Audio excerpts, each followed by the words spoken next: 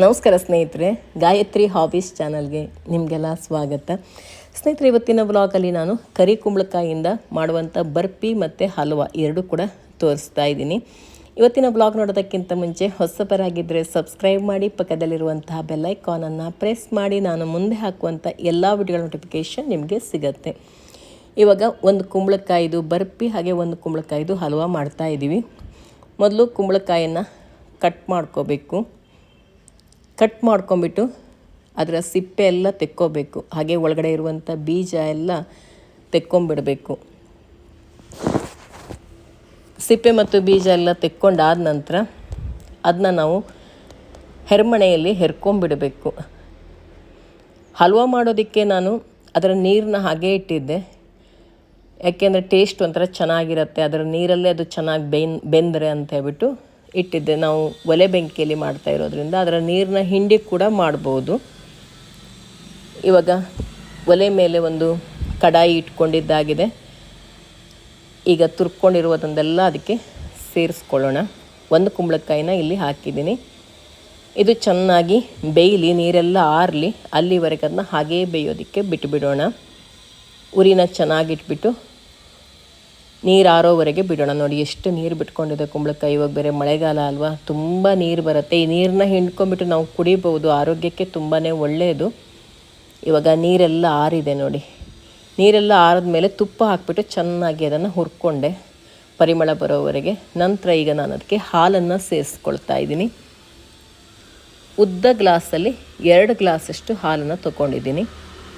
ಇದು ಹಾಲಲ್ಲೇ ಬೇಯಲಿ, ಚೆನ್ನಾಗಿ ಹಾಲಲ್ಲಿ ಬೇಯೋವರೆಗೆ ನಾವು ಹೀಗೆ ಬೇಯಿಸ್ಕೊಂಬಿಡೋಣ. ಆವಾಗ ಕೈ ಆಡಿಸ್ತಾ ಇರಬೇಕು. ಇವಾಗ ಹಾಲಲ್ಲಿ ಕೂಡ ಚೆನ್ನಾಗಿ ಬೆಂದಿದೆ. ಈಗ ಇದಕ್ಕೆ ಸಕ್ಕರೆ ಅಥವಾ ಬೆಲ್ಲ ನಿಮ್ಗೇನು ಬೇಕೋ ಅದನ್ನ ಹಾಕ್ಕೋಬೋದು. ನಾನಿಲ್ಲಿ ಸಕ್ಕರೆ ಹಾಕ್ತಾ ಇದ್ದೀನಿ. ಇದು ರಸ ಎಲ್ಲ ಆರಿದ ಮೇಲೆ ಎಷ್ಟಿರುತ್ತೆ ನೋಡಿ, ಅದರ 3/4 ಭಾಗದಷ್ಟು ಸಕ್ಕರೆ ತಗೊಳ್ತಾ ಇದ್ದೀನಿ. ಬೆಲ್ಲ ಹಾಕಿ ಕೂಡ ಮಾಡ್ಬೋದು. ಜೋನಿ ಬೆಲ್ಲ ಆಗಿರೋದ್ರಿಂದ ಅದು ಚೆನ್ನಾಗಿ ಪಾಕ ಬರಲ್ಲ, ಅದಕ್ಕೋಸ್ಕರ ನಾನಿಲ್ಲಿ ಸಕ್ಕರೆನ ಹಾಕ್ಕೊಂಡಿರೋದು. ಹಾಗೆ 1-2 ಚಿಟಿಕೆಯಷ್ಟು ಉಪ್ಪು ಕೂಡ ಹಾಕಬೇಕು. ಯಾವುದೇ ಸ್ವೀಟ್ ಮಾಡಿದಾಗ ಉಪ್ಪು ಹಾಕಿದ್ರೇ ಟೇಸ್ಟ್ ಚೆನ್ನಾಗಿರೋದು. 1-2 ಚಿಟಿಕೆಯಷ್ಟು ಹಾಕ್ಕೋಬೇಕಾಗತ್ತೆ. ಇವಾಗ ಸಕ್ಕರೆ ಹಾಕಿದ ತಕ್ಷಣ ಅದು ನೀರೆಲ್ಲ ಬಿಟ್ಕೊಳ್ಳುತ್ತೆ. ನೀರೆಲ್ಲ ಬಿಟ್ಟು ಅದು ಪಾಕ ಬರಬೇಕು. ಇವಾಗ ಏಲಕ್ಕಿ ಪುಡಿಯನ್ನು ಹಾಕ್ತಾ ಇದ್ದೀನಿ. ಅದೆಲ್ಲ ಒಂದೇ ಕಡೆ ಬರಬೇಕು ನೋಡಿ, ಈ ರೀತಿ ಮುದ್ದೆಯಾಗಿ ಒಂದೇ ಕಡೆ ಬರುತ್ತಲ್ಲ, ಆವಾಗ ಅದಕ್ಕೆ ಪಾಕ ಬಂದಿದೆ ಅಂತ ಅರ್ಥ. ಈ ರೀತಿ ಮಾಡಿಟ್ಕೊಂಡ್ರೆ ನಾವು 15 ದಿವಸ ಆದ್ರೂ ಆಚೆ ಇಟ್ಟರು ಅದು ಕೆಡಲ್ಲ. ಪಾಕ ಬಂದರೆ, ಪಾಕ ಬಂದಿಲ್ಲ ಅಂತಂದರೆ ಹಾಳಾಗಿಬಿಡತ್ತೆ, ತಿನ್ನೋಕ್ಕೂ ಅಷ್ಟು ಟೇಸ್ಟಿಯಾಗಿರಲ್ಲ. ನೋಡಿ, ಇವಾಗ ಕುಂಬಳಕಾಯಿ ಹಲ್ವಾ ರೆಡಿಯಾಗಿದೆ. ಸಖತ್ ಟೇಸ್ಟಿಯಾಗಿದೆ. ನೀವು ಇದಕ್ಕೆ ದ್ರಾಕ್ಷಿ ಗೋಡಂಬಿ ಬೇಕಾದರೂ ಹಾಕ್ಕೋಬೋದು. ಅಮ್ಮ ಇದಕ್ಕೆ ದ್ರಾಕ್ಷಿ ಗೋಡಂಬಿ ಏನು ಬೇಡ ಅಂತ ಹಾಕಿಲ್ಲ, ಹಾಗೆಯೇ ಚೆನ್ನಾಗಿರತ್ತೆ ಅಂತೇಳಿ ಇವಾಗ ಕುಂಬಳಕಾಯಿ ಬರ್ಫಿ ಮಾಡೋದಕ್ಕೆ ಅಂತೇಳಿ ಇನ್ನೊಂದು ಕುಂಬಳಕಾಯಿನೂ ಕೂಡ ಅದೇ ರೀತಿ ಸಿಪ್ಪೆ ತೆಗೆದು ಕಟ್ ಮಾಡಿ ಬೀಜ ಎಲ್ಲ ತೆಗೆದು ತುರ್ಕೊಂಡಿರುವಂಥದ್ದು.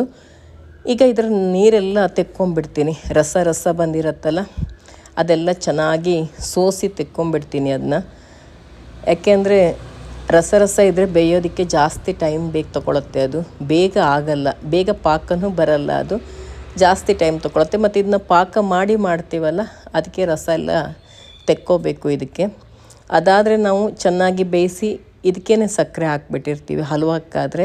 ಇದಾದರೆ ಹಾಗಲ್ಲ, ಸಕ್ಕರೆ ಪಾಕ ಮಾಡಿ ಅದಕ್ಕೆ ಇದನ್ನ ಸೇರಿಸ್ಕೊಳ್ಳುವಂಥದ್ದು ಹುರ್ಕೊಂಡು. ಅದಕ್ಕೋಸ್ಕರ ನೋಡಿ, ಇವಾಗ ಎಲ್ಲ ಅದರ ಜ್ಯೂಸ್ ತೆಕ್ಕೊಂಬಿಟ್ಟೆ. ಇದನ್ನ ಕುಡಿಯೋದಕ್ಕೆ ತುಂಬಾ ಒಳ್ಳೆಯದು ಹೆಲ್ತಿಗೆ. ಈ ಜ್ಯೂಸ್ ತೆಕ್ಕೊಂಬಿಟ್ಟು ಕುಡಿತೀನಿ, ನಾನು ಕುಡಿತೀನಿ, ಯಾರು ಕುಡಿತಾರೋ ಅವರಿಗೆಲ್ಲ ಕೊಡ್ತೀನಿ. ಬೆಳಿಗ್ಗೆ ಹಸಿದೊಟ್ಟೆಯಲ್ಲಿ ಕುಡಿದ್ರೆ ವೆಯ್ಟ್ ಲಾಸಿಗೆಲ್ಲ ತುಂಬಾ ಒಳ್ಳೆಯದು. ಇವಾಗಂತೂ ಮಳೆಗಾಲ ಅಲ್ವಾ, ಇದ್ರದ್ದು ಜ್ಯೂಸ್ ತುಂಬಾ ಬಂದಿರುತ್ತೆ. ಇದೇ ಥರ ನಾವು ಹಾಲು ಸೋರೆಕಾಯಲ್ಲಿ ಕೂಡ ಮಾಡ್ಬೋದು, ಅದು ಕೂಡ ತುಂಬ ಚೆನ್ನಾಗಿರುತ್ತೆ. ಇದು ಆರೋಗ್ಯಕ್ಕೆ ತುಂಬ ಒಳ್ಳೆಯದು. ಮನೆಯಲ್ಲಿ ಕುಂಬಳಕಾಯಿ ಇದೆ ಅಂದರೆ ನೀವು ಕೂಡ ಟ್ರೈ ಮಾಡಿ. ಇವಾಗಂತೂ ಕುಂಬಳಕಾಯಿ ಆಗುವಂಥ ಟೈಮ್ ಈಗ. ಇವಾಗ ಗ್ಯಾಸ್ ಮೇಲೆ ಒಂದು ಕಡಾಯಿ ಇಟ್ಕೊಂಡ್ಬಿಟ್ಟು ಹಸಿ ಕಾಯಿ ತುರಿನ ಇದಕ್ಕೆ ಸೇರಿಸ್ಕೊಳ್ಳೋಣ. ಇದನ್ನ ಚೆನ್ನಾಗಿ ಹುರ್ಕೋಬೇಕು, ಪರಿಮಳ ಬರುವವರೆಗೆ ಇದನ್ನು ಹುರ್ಕೋಬೇಕು. ತುಂಬ ದೊಡ್ಡದಾಗೆಲ್ಲ ಇರಬಾರ್ದು ಕಾಯಿ ತುರಿ, ಚಿಕ್ಕದಾಗಿ ಕಾಯಿನ ಕೆರ್ಕೋಬೇಕು.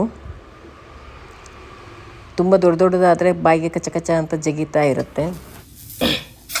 ಇವಾಗ ಕಾಯಿ ತುರಿ ಚೆನ್ನಾಗಿ ಹುರ್ಕೊಂಡಿದ್ದಾಗಿದೆ ನೋಡಿ. ಕಲರ್ ಕೂಡ ಚೇಂಜ್ ಆಗಿದೆ, ಈಗ ಬ್ರೌನ್ ಕಲರಿಗೆ ತಿರುಗಿದೆ, ಹಸಿ ವಾಸನೆ ಎಲ್ಲ ಹೋಗಿದೆ, ಪರಿಮಳ ಬರ್ತಾ ಇದೆ. ಈಗ ಇದನ್ನ ಎತ್ತಿಟ್ಕೊಳ್ಳೋಣ.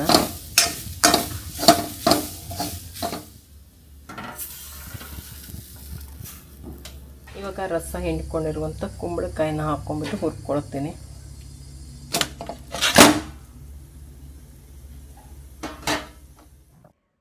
ಕುಂಬಳಕಾಯಿ ತುರಿ ಇದೆಯಲ್ಲ, ಇದನ್ನು ತುಪ್ಪದಲ್ಲಿ ಚೆನ್ನಾಗಿ ಪರಿಮಳ ಬರೋವರೆಗೆ ಹುರ್ಕೋಬೇಕು. 2 ಚಮಚದಷ್ಟು ತುಪ್ಪ ಹಾಕ್ಕೊಂಬಿಟ್ಟು ಚೆನ್ನಾಗಿ ಇದನ್ನು ಪರಿಮಳ ಬರೋವರೆಗೆ ಹುರ್ಕೊಂಬಿಡೋಣ. ದೊಡ್ಡ ಬೌಲಲ್ಲಿ 2 ಬೌಲ್ ಆಗುವಷ್ಟು ಕುಂಬಳಕಾಯಿ ತುರಿ ಇದೆ, ಹಾಗೆ ಅರ್ಧದಷ್ಟು ಕಾಯಿ ತುರಿ ಇದೆ. ಅದೇ ಬೌಲಲ್ಲಿ ಅರ್ಧ ಆಗುವಷ್ಟು ಕಾಯಿ ತುರಿ ಇದೆ. ಅದಕ್ಕೋಸ್ಕರ ಸಕ್ಕರೆಯನ್ನು 2ರಷ್ಟು ತಗೋಬೇಕು. ಇವಾಗ ಮೊದಲು ಹಲ್ವಾ ಮಾಡಿದ್ನಲ್ಲ, ಅದೇ ಕಡಾಯಿಯಲ್ಲೇ ಈಗ ಸಕ್ಕರೆ ಹಾಕ್ಕೊಳ್ತಾ ಇದ್ದೀನಿ. ಸಕ್ಕರೆ ಕೂಡ ಅಳತೆ ಮಾಡ್ಕೊಂಡಿದ್ದಾಗಿದೆ. ಸಕ್ಕರೆ ಮುಳುಗುವಷ್ಟು ನೀರನ್ನು ಹಾಕ್ಕೊಳ್ಳೋಣ. 2ಕ್ಕೆ 2 ಸಕ್ಕರೆ ತೊಗೊಂಡಿದ್ದಾಗಿದೆ. ಕಾಯಿ ತುರಿ ಅರ್ಧದಷ್ಟಿದೆ. ಸಿಹಿ ಚೆನ್ನಾಗಿಯೇ ಇರುತ್ತೆ. ನಿಮಗೆ ಇನ್ನೂ ಸಿಹಿ ಜಾಸ್ತಿ ಬೇಕಂದರೆ ಇನ್ನೊಂದು ಸ್ವಲ್ಪ ಹಾಕ್ಕೋಬೋದು, ಆದರೆ ಸಿಹಿ ಜಾಸ್ತಿನೇ ಇರುತ್ತೆ. 2 ಕುಂಬಳಕಾಯಿಗೆ 2 ಸಕ್ಕರೆ ತೊಗೊಂಡ್ರೆ ಸಾಕು. ಬೆಲ್ಲ ಕೂಡ ಹಾಕಿ ಮಾಡ್ಬೋದು. ಇದು ಜೋನಿ ಬೆಲ್ಲ ಆಗಿರೋದ್ರಿಂದ ಪಾಕ ಬರಲ್ಲ, ಅದಕ್ಕೋಸ್ಕರ ಬರೀ ಸಕ್ಕರೆನೇ ಹಾಕ್ಕೊಂಡಿದ್ದೀವಿ. ಇಲ್ಲ ಸಕ್ಕರೆ ಬೆಲ್ಲ 2 ಕೂಡ ಹಾಕ್ಕೋಬೋದು, ಇಲ್ಲ ಬರೀ ಬೆಲ್ಲ ಚೆನ್ನಾಗಿ ಪಾಕ ಬರುವಂಥದ್ದಾದರೆ ಬೆಲ್ಲದಲ್ಲೇ ಮಾಡಿದ್ರೂ ತುಂಬ ಟೇಸ್ಟಿಯಾಗಿಯೇ ಇರುತ್ತೆ. ನೋಡಿ ಇವಾಗ ಪಾಕ ಬಂದಿದೆ, ನೋಡ್ತಾ ಇರ್ಬೋದು ನೀವು. ಇವಾಗ ಹುರ್ಕೊಂಡಂಥ ಕಾಯಿ ತುರಿ ಸೇರಿಸ್ಕೊಳ್ಳೋಣ. ಹಾಗೆ ತುಪ್ಪದಲ್ಲಿ ಹುರ್ಕೊಂಡಂಥ ಕುಂಬಳಕಾಯಿ ಕೂಡ ಸೇರಿಸ್ಕೊಳ್ಳೋಣ. ಇವಾಗ ಸಕ್ಕರೆ ಪಾಕಕ್ಕೆ ಹುರ್ಕೊಂಡಂಥ ಕಾಯಿ ತುರಿ ಮತ್ತು ತುಪ್ಪದಲ್ಲಿ ಹುರ್ಕೊಂಡಂಥ ಕುಂಬಳಕಾಯಿ ಎಲ್ಲ ಹಾಕ್ಕೊಂಡಿದ್ದಾಗಿದೆ. ಚೆನ್ನಾಗಿ ಇದನ್ನು ಮಿಕ್ಸ್ ಮಾಡ್ಕೊಳ್ಳೋಣ. ಇದು ಚೆನ್ನಾಗಿ ಕುದಿ ಬರಬೇಕು. ಆನಂತರ ಇದು ಎಲ್ಲ ಒಟ್ಟಾಗಿ ಬರಬೇಕು ಒಂದೇ ಕಡೆ. ಇವಾಗ ಇದೆಲ್ಲ ಹಾಕಿದ್ಮೇಲೆ ಮತ್ತೆ ಪುನಃ ಪಾಕ ಬರಬೇಕು. ಅಲ್ಲಿ ಆ ತನಕ ನಾವು ಇದನ್ನ ಕಾಯಿಸ್ಕೋಬೇಕಾಗತ್ತೆ. ಬೇಗ ಬಂದುಬಿಡತ್ತೆ. ಇವಾಗ ಪಾಕ ಬಂದಮೇಲೆ ಹಾಕ್ಕೊಂಡಿರ್ತೀವಲ್ಲ, ಜಾಸ್ತಿ ಟೈಮ್ ಬೇಕಾಗಲ್ಲ, ಬೇಗನೆ ರೆಡಿ ಆಗಿಬಿಡುತ್ತೆ. ನೋಡಿ ಇವಾಗ ಚೆನ್ನಾಗಿ ಕುದೀತಾ ಇದೆ. ಇವಾಗ ಪಾಕ ಬರ್ತಾ ಇದೆ. ತಳ ಬಿಟ್ಟು ಬರ್ತಾ ಇದೆ.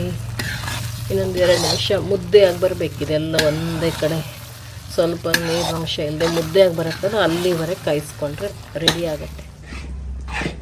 ನೋಡಿ ಇದನ್ನ ತಿರ್ಸಿ ಪ್ಲೇಟಿಗೆ ಒಯ್ಬೇಕು. ಪ್ಲೇಟಿಗೆ ತುಪ್ಪ ಸವರಿ ಇಟ್ಕೊಂಡಿದ್ದಾಗಿದೆ.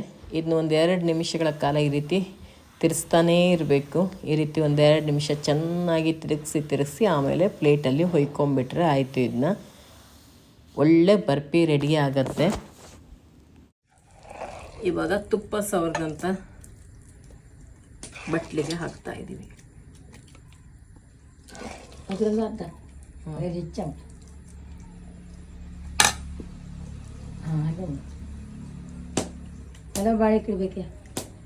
ಬಾಳೆಕಿಳಿ ಚಲೋ.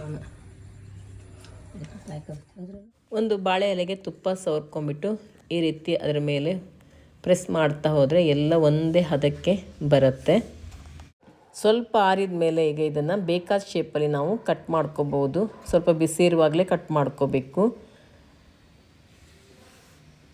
ಈಗ ನಾವು ಕಟ್ ಮಾಡ್ಕೊಳ್ಳುವಾಗ ಚಾಕು ಇರ್ಬೋದು ಅಥವಾ ದೋಸೆ ಇರಿತೀವಲ್ಲ ಅದರಲ್ಲಾದರೂ ಕೂಡ ಖಾಲಿ ಸೊಟ್ಕಕ್ಕೆ ತುಪ್ಪ ಸವರ್ಕೊಂಡ್ಬಿಟ್ಟು ಈ ರೀತಿ ಕಟ್ ಮಾಡ್ಕೋಬೇಕು. ನಾವು ಆರಿದ ಮೇಲೆ ತೆಗೆಯೋದು ಸುಲಭ, ಇಲ್ಲ ಅಂದರೆ ಆರಿದ ಮೇಲೆ ಮತ್ತೆ ಕಟ್ ಮಾಡೋದಕ್ಕಾಗಲ್ಲ.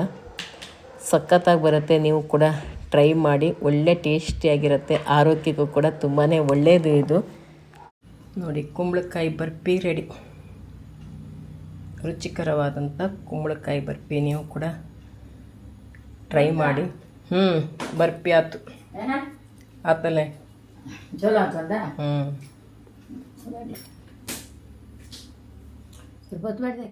ಮನೆಗೆ ಯಾರಾದರೂ ಬಂದಾಗ ಮನೆಯಲ್ಲಿ ಕುಂಬಳಕಾಯಿ ಇದೆ ಅಂದರೆ ಈ ಸ್ವೀಟ್ನ ಮಾಡ್ಬೋದು, ಇಲ್ಲ ಮಕ್ಕಳಿಗೆ ಮಾಡಿಕೊಡ್ಬೋದು, ನಾವು ಮಾಡ್ಕೊಂಡು ತಿನ್ಬೋದು. ಚೆನ್ನಾಗಿರುತ್ತೆ. ಆರೋಗ್ಯಕ್ಕೂ ಕೂಡ ತುಂಬ ಒಳ್ಳೆಯದು. ಬೇಕಾದರೆ ನೀವು ಬೆಲ್ಲ ಹಾಕಿನೇ ಮಾಡ್ಕೊಳ್ಳಿ, ಅದು ಕೂಡ ತುಂಬ ಚೆನ್ನಾಗಿಯೇ ಬರುತ್ತೆ. ಬೆಲ್ಲ ಚೆನ್ನಾಗಿದೆ, ಪಾಕ ಬರುತ್ತೆ ಅಂತಂದರೆ. ಇವತ್ತು 2 ಥರ ರೆಸಿಪಿ ತೋರಿಸಿದೆ. ನಿಮ್ಗೆ ಇಷ್ಟ ಆಗಿರುತ್ತೆ ಅಂತ ಅಂದ್ಕೊಂಡಿರ್ತೀನಿ. ಇಷ್ಟ ಆಗಿದ್ದರೆ, ಹೊಸಬರಾಗಿದ್ದರೆ ಸಬ್ಸ್ಕ್ರೈಬ್ ಮಾಡಿ, ಹಾಗೆ ಬೇರೆಯವ್ರ ಜೊತೆ ಕೂಡ ಶೇರ್ ಮಾಡ್ಕೊಳ್ಳಿ.